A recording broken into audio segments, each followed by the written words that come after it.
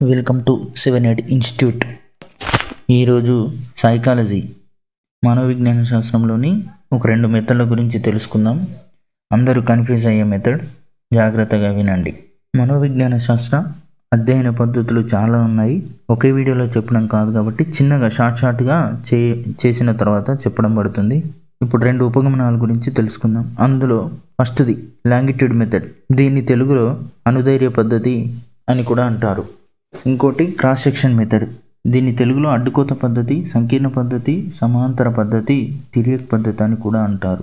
Definition వచ్చేస్తే longitude method అంటే ఒకే విషయానికి సంబంధించిన సమాచారాన్ని ఒకే సమూహానికి చెందిన వారిపై వివిధ సమయాల్లో సమాచారాన్ని సేకరించే పద్ధతి. ఎలాగంటే ఇక్కడ సమయానికి అధిక ప్రాధాన్యత ఇవ్వబడుతుంది. చాలా రోజుల పాటు ఒకే సమూహం పైన చేయబడుతుంది అధ్యయనం అనేది. ఒక అంశాన్ని తీసుకొని ఒక సమూహం పైన వివిధ సమయాల్లో అధ్యయనం చేస్తూ లాస్ట్కు ఒక కంక్లూజన్ రావడం కోసం చేసే పద్ధతి అనుధైర్య పద్ధతి. ఇది కన్ఫ్యూజ్ కావద్దు. చూద్దాం, దీనికి ఒక ఎగ్జాంపుల్స్ కూడా చూద్దాం, తర్వాత ఒక క్వశ్చన్ కూడా చూద్దాం. చూడండి, ఇక్కడ కోపం అనే లక్ష్యాన్ని 40 మంది విద్యార్థులను బాల్య దశ నుంచి కౌమార దశ వరకు అధ్యయనం చేయడం. అంటే ఒక సమూహం పైన ఒక సమూహాన్ని తీసుకొని ఒక దశ నుండి ఇంకో దశ వరకు అదే సమూహం పైన అధ్యయనం చేయబడుతుంది. ఇలాంటిది లాంగిట్యూడ్ మెథడ్. లాంగ్ టైం ఉంటుంది. లాంగిట్యూడ్ మెథడ్ అనుధైర్య పద్ధతి అని కూడా అంటారు. చూడండి, ఇక్కడ సమయానికి అధిక ప్రాధాన్యత ఇవ్వబడుతుంది. చాలా టైం ఒకే సమూహం పైన చేయబడాలి. ఇక్కడ వివిధ సమయాల్లో చేయబడతా ఉంటూ చేస్తూ ఒకే సమూహం ఉండాలి. ఇక్కడ చాలా సమయం వరకు వేచి చేయబడుతుంది ఇక్కడ ఈ పద్ధతిలో, అనుధైర్య పద్ధతి లేదా లాంగిట్యూడ్ మెథడ్లో. ఇప్పుడు చూడండి, క్రాస్ సెక్షన్ మెథడ్ అంటే ఒకే విషయానికి సంబంధించిన సమాచారాన్ని ఒకే సమయంలో వివిధ గ్రూపుల పైన అధ్యయనం చేయడాన్ని క్రాస్ సెక్షన్ మెథడ్ లేదా అడ్డుకోత పద్ధతి అంటారు. అంటే ఇక్కడ మీరు అబ్జర్వ్ చేయాల్సింది ఏంటంటే, ఇక్కడ ఒకే సమయం ఉంటుంది, వివిధ గ్రూపులు ఉంటాయి మనం అధ్యయనం చేసేటప్పుడు.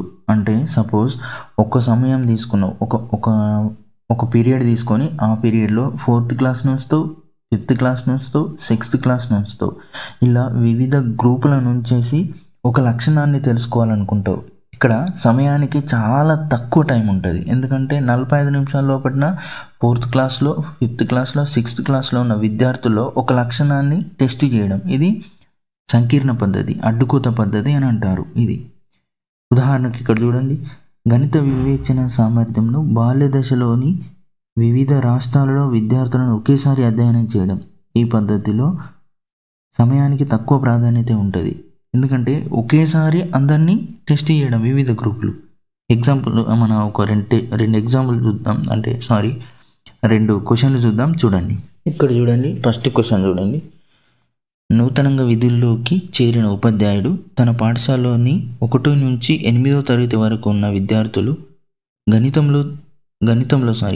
గణితంలో సామర్థ్యాలను తెలుసుకోవడానికి అందరినీ ఒకే హాల్లో కూర్చోబెట్టి గణిత సమస్యను విద్యార్థులకు ఇచ్చి సాధించవలసిందిగా చెప్పాడు. ఇతడు ఉపయోగించిన మనోవిజ్ఞాన శాస్త్రం యొక్క పద్ధతి అంటాడు. సో చూడండి, ఇక్కడ ఏమంటాడు, చూడండి ఇక్కడ ఒక్క నిమిషం. ఇక్కడ విద్యార్థులందరినీ ఒకేసారి టెస్ట్ చేయాలనుకుంటాడు. సమయానికి తక్కువ ప్రాధాన్యత ఇచ్చి విద్యార్థుల్లో ఒక లక్షణాన్ని, గణిత సామర్థ్యంను తెలుసుకోవాలనుకుంటాడు. కాబట్టి ఏమవుతుంది, వివిధ గ్రూపులు ఉన్నాయి. 1 నుంచి 8వ తరగతి వరకు వివిధ గ్రూపులు ఉన్నాయి, ఒకే సమయం ఉన్నది. కాబట్టి ఏది వెళ్ళిపోతుంది? ఆలోచించండి, ఒక్కసారి ఆలోచించండి. లాంగిట్యూడ్ మెథడా, ఇంటర్వ్యూ మెథడా, క్రాస్ సెక్షన్ మెథడా, అబ్జర్వేషన్ మెథడా? Absolutely cross section method. ఎందుకంటే వివిధ సమయాలు కాదు, ఇక్కడ వివిధ గ్రూపులు ఉన్నాయి, ఒకే సమయం ఉన్నది, సమయానికి తక్కువ ప్రాధాన్యత ఉన్నది. కాబట్టి క్రాస్ సెక్షన్ మెథడ్ అయితే 100%. రైట్. Next question. ఒక ఉపాధ్యాయుడు పిల్లల్లో గణిత సామర్థ్యం ఏ విధంగా అభివృద్ధి చెందుతుందో తెలుసుకోవడానికి 1వ తరగతిలోని విద్యార్థులను 10వ తరగతి వరకు అధ్యయనం చేసి తెలుసుకున్నాడు. ఉపాధ్యాయుడు ఉపయోగించిన మనోవిజ్ఞాన శాస్త్ర పద్ధతి. ఇప్పుడు చూడండి, 1వ తరగతిని తీసుకొని 10వ తరగతి వరకు అధ్యయనం చేసిండు. అంటే వివిధ సమయాలు 1వ తరగతి, 2వ తరగతి, 3వ తరగతి ఇట్లా 10వ తరగతి వరకు వివిధ సమయాల్లో ఒకే గ్రూప్ పైన చేయబడ్డది. కాబట్టి ఏమై ఉంటుంది? ఆలోచించండి. ఇంటర్వ్యూ మెథడా, అబ్జర్వేషన్ మెథడా, లాంగిట్యూడ్ మెథడా, క్రాస్ సెక్షన్ మెథడా? ఒక్కసారి ఆలోచించండి. అంటే ఇక్కడ సమయానికి అధిక ప్రాధాన్యత ఇవ్వబడ్డది. చాలా సమయం వరకు ఒకటి గ్రూప్ పైన చేయబడ్డది. కాబట్టి దీన్ని అబ్సల్యూట్గా లాంగిట్యూడ్ మెథడ్ అంటారు. అనుధైర్య పద్ధతి అని కూడా అనొచ్చు దీన్ని. చూడండి, ఇలాంటి క్వశ్చన్లు భవిష్యత్తులో చాలా చేయబడతాయి. మీ యొక్క ప్రోత్సాహం కావాలి. తర్వాత మొత్తం పూర్తిగా క్లియారిటీగా కూడా తెలుసుకుందాం.